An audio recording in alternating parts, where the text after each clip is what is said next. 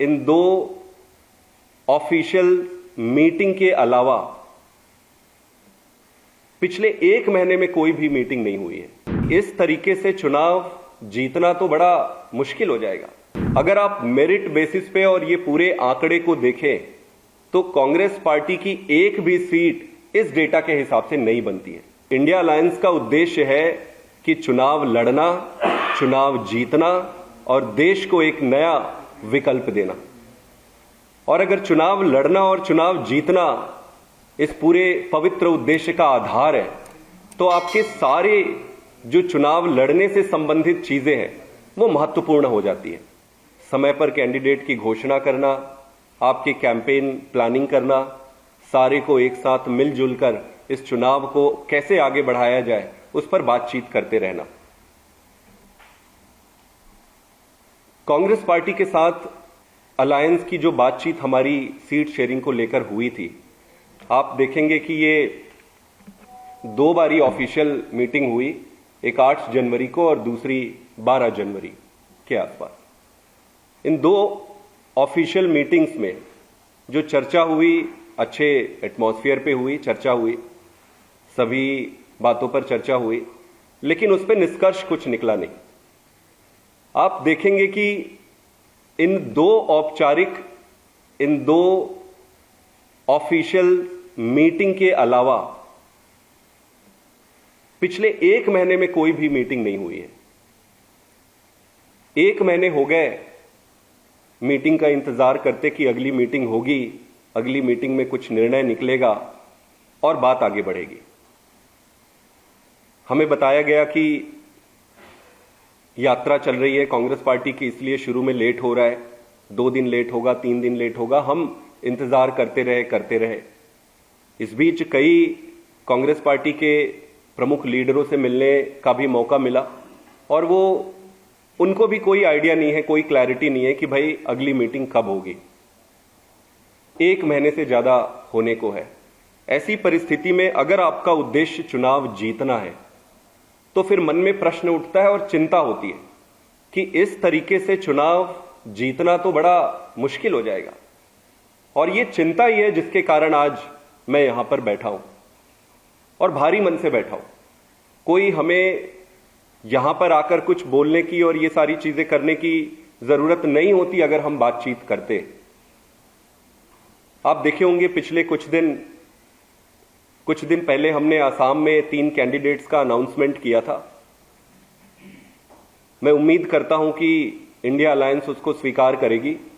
ये 3 कैंडिडेट जो हमने अनाउंस किया है वो तैयारी कर रहे हैं। बहुत अच्छा रिस्पॉन्स है आसाम में, उनकी तैयारी शुरू हो गई है। समय को देखते हुए आज मैं साउथ गोवा से भी आम आदमी पार्टी की तरफ से कैंडिडेट की घोषणा करता हूं।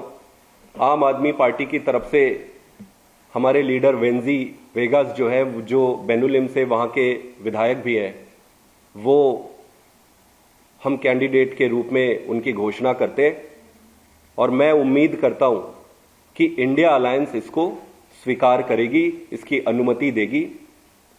आप देखेंगे कि गोवा के चुनाव जब हुए विधानसभा के, तो विधानसभा के चुनाव में आम आदमी पार्टी की 2 सीटें आई थी और दोनों सीटें साउथ गोवा में है। हमारे एमएलए वेंजी और क्रूज बहुत अच्छा काम कर रहे हैं, ये दोनों बहुत पॉपुलर है वहां पर। कांग्रेस पार्टी की भी आज की तारीख में सिर्फ 3 विधायक हैं, उनके 2 विधायक उनके भी साउथ गोवा में है और 1 विधायक उनके नॉर्थ गोवा में। इस हिसाब से साउथ गोवा स्वाभाविक है कि अगर कांग्रेस की 3 सीटें और आम आदमी पार्टी की 2 सीटें हैं तो स्वाभाविक रूप से 1 सीट आम आदमी पार्टी को मिलनी चाहिए।